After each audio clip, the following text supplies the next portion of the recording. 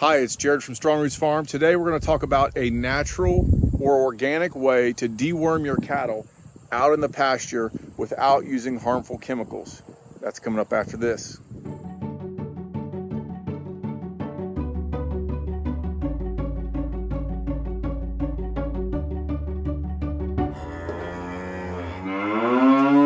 So worms, lice, those are natural. It's a natural thing that happens in cattle.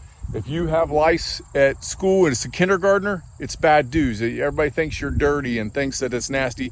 Not so in cattle. It happens, especially when you bring cows on your farm from another farm or a stockyards. It's really bad. So worms, though, are something natural. They get it from the ground. You can have better soil and decrease the room for worms and decrease the pestilence and things. And there's things that you can do or medicines you can give that will increase that pestilence. And I'll talk to you about that in a second, but either way, we have to deworm cattle. It's something that's natural you have to do. It's not like we're giving them a poison or a chemical. You need to deworm your cattle. There are some harmful chemicals that they can use as dewormers, and there's some things that we've used in the past that are a little less, and then there's this least invasive technique that I'm going to show you today of how to deworm your cattle out in the pasture. The problem with what I'm going to show you today versus using a pour-on chemical or a injectable paste or they inject it into their mouth, a paste style of a dewormer, is that you have to do this a little more often. So those things will last for 4 to 6 months. Typically with a pour-on, you're going to do that twice a year, once in the spring as soon as grass is coming into its flush, and then again in the fall as it starts to get cold and the grass dies off, you're going to give that wormer as a pour over or a paste. But with this, I'm going to do this every 60 to 90 days.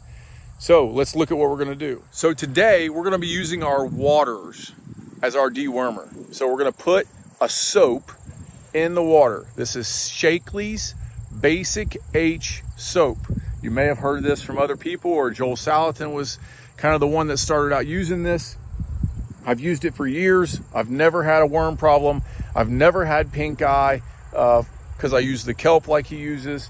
I've never had a traditional problem. Now, I will tell you, I have seen signs of pink eye beginning on my farm. And I'll just make sure that I have the kelp out. I'll make sure that the grass isn't poking them in the eye, that the grass is kept down. And I've seen signs of worms starting. And it starts with a lot of fly population. And I'll do this again and things clear up. It's fine. I've never had anything get a bad case of worms where I had to give a drug using Shaklee's Basic H soap. If you just heard this or read this, it's kind of confusing. You kind of have to pay attention and know what you're looking for, though. Shaklee's Basic H soap, you used to be able to buy in a quart bottle on Amazon or some stores, and then they had the gallon jug, I think. I bought one of those one time. Now the original Shaklee's Basic H, the original recipe, is only sold as a commercial product. So you can buy it in two ways. You can buy it in a 5-gallon bucket, which is what I did, or a 55-gallon drum. If you buy a 55-gallon drum and you have 1,000 head of cattle, it will last you approximately 120 years. Don't buy that much. You can also use this soap for cleaning and other things, so it's nice to have around your house, but you don't need that much. The dosage is 1.5 cups per 100 gallons. So I went on Amazon and went on the YouTube and went on Google and tried to find this stuff. I ended up going straight to Shaklee and buying it. It's the cheapest place I found it. Is direct from the customer. Went on their website, logged in. They charge you $25 for a membership, but then they give you a $25 off coupon or whatever at the same time. A 5-gallon bucket of this stuff cost me $180, which seems like a lot, but if you go buy a jug of pour over, a gallon jug of the pour over medicine you see cattle farmers using, or maybe you've used in the past, it's $200. So it's right there in line, and it has a lot of other uses. Okay, so it's gonna last longer than your pour over, obviously. So today we're gonna mix this. I'm gonna show you how to mix it right now. So the first thing I'm gonna do when I prep to worm is come and get the soap. And so we keep this soap up in a mudroom area, breezeway area that's temperature controlled. I don't know that it has to be that way. I think if you just had a garage or a barn or whatever, as long as you weren't getting way below 0, you'd be fine. But we try to temperature control this and all of our other stuff. So we keep this up here. So I'm going to get how much I need. So I'm not sponsored by Shaklee, although if they want me to make a video, I would be glad to do that. And I'm not sponsored by Gatorade or Powerade, but I drink a lot of it. And if they want to sponsor me, send it my way. But know that I don't get paid for any of this stuff. And so once again, recipe is 1.5 cups, or that is 12 ounces to 100 gallons. So I have a 150 gallon water tank. I need 18 ounces of this soap to put down in there. Well, conveniently, these Gatorades and Powerades that I drink are in a 20-ounce bottle. And so what I really like to do, because it's disposable and it's free, obviously, because I drink what was in it, I'm just gonna fill this up a little bit from the top and get somewhere between 16 and 18 ounces in it, and lock the lid down and throw it in the gator. So this will go out with us. You saw me mixing up there earlier. The water was sudsing up. And so what do? I'll get the hose out. I'll dump the soap, put a couple inches of water in the bottom of the tote, and I keep the cows out of this area. So I try to mix this up before they come into the paddock that I'm in. What'll happen is put some water in the bottom, dump my soap in, I rinse my bottle out and dump it in as well, just to be, thinking about how much I'm wasting or whatever, and cleaning things up. And then I'll just fill it up, and I'll try to spray it around and kind of make sure it's mixed as it's in the bottom 2 or 3 inches of my tote. But then I just fill it up. It's not a big deal. And I get it full to the top.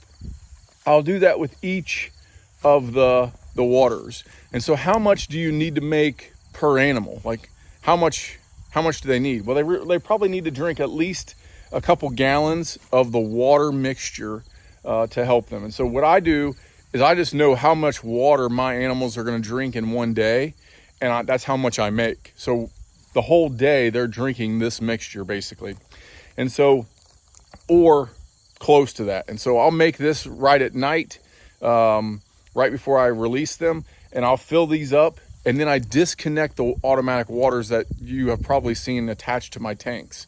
So usually my tanks stay full because they have a float valve. I disconnect that, so I fill it up and I leave it. This may be better for you to do on a Saturday or someday where if you're home all day, where you can watch and go back out. You'll fill it up and just make sure that they're all getting water. I would say if you do the amount that it would take to water them at least 12 hours, that is fine. And so you're just making sure every one of them got a good drink of it, and it's down and it's gone. Then you can go back out and just turn your waters back on. But I disconnect that water and I leave, and they drink it all the way down. And when I go back out, they're thirsty. And so that's how I make sure that every animal has an appropriate amount. They all got a good drink of it. You can't overdose on it, but you want to make sure everyone got a good dose of it. So this is the way I do it. If I'd have left the water connected up, none of them would have got the same dosage. It would have continued to dilute down until the last one came who got a lower dose than the first one. So you disconnect that water, or turn it off if you have automatic float valves. Kind of prep you for what's going to happen to your animals. Typically, if I would use a pour over or any kind of other medicine in the past, or what I've seen from other people, is their animals tend to get lazy that day. Some people think it's because they get a shot, and that's kind of harmful. Like if you took your kid to get his vaccinations, and it could be due to the vaccinations. Usually people vaccinate and worm at the same time. But I will tell you that the worming does similar things with this Shaklee's Basic H. So very subjective, just on my part visually, no data to back this up. But what I see happening is the cows get a little lazier that day. So they're drinking it that day, they eat the correct amount of paddock. The next day I come back, they always eat less the very next day than they did the day prior, or they eat less than what I think they should be eating. And they seem to be a little lazier. It's just like their body is processing that and getting rid of the toxins, or they don't need as much. The following day though, the third day, they are killing everything. It's like they're starving, and they come out and they're nice and big and fat again, and they're just pounding the grass. And I'll notice they're taking more grass, even over 2 weeks later, they're taking more grass in than they did prior to getting this treatment. And they're also bigger and fuller, and it's just from those, their body functioning better and their gut functioning better. And so that's what I have noticed. It may be just strictly my dreams and what I wanted to happen, but you can take it, because I don't have data to measure the sides and all that kind of stuff for you, but that's what I notice subjectively as I watch the animals. Well, there you have it. Hope this video helps. It's a good way to use as a dewormer. Now, I did want to talk about that. I did talk about how you can rise or lower your pestilence in your pastures in the soil.